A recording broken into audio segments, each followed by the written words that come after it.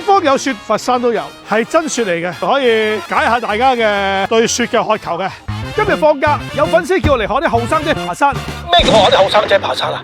後生仔爬山唔使用腳，用手嘅咩？原來真係可以唔使行噶，係坐鹿啊！天堂人原來有輸送帶，真係可以坐住上山，唔使行噶。趕緊試試。我真係年紀大，怪咗啲年青人。原來年青人真係可以躺平嚟爬山嘅。原來落山都好容易，好好玩嘅。有兩個選擇，第一，你哋可以揸啲車仔，順住個滑道落山；另一個可以漂流落山都得嘅。我唔揀漂流，我揀開噗噗車。玩時玩，最有安全第一，威時威，最緊要咩啊？戴頭盔。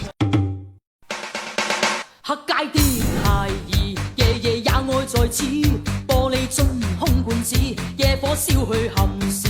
有心的零時，造就暢快日子。刺激、好玩、過癮，南方人最想見到嘅嘢落雪啦！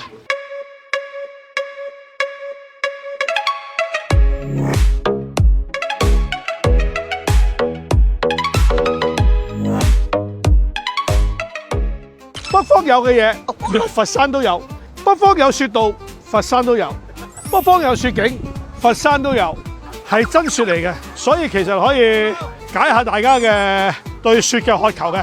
喺邊度？佛山嘅高明，仲有梅花鹿同卡皮巴拉，過年全家大細嚟放鬆下，好合意嘅。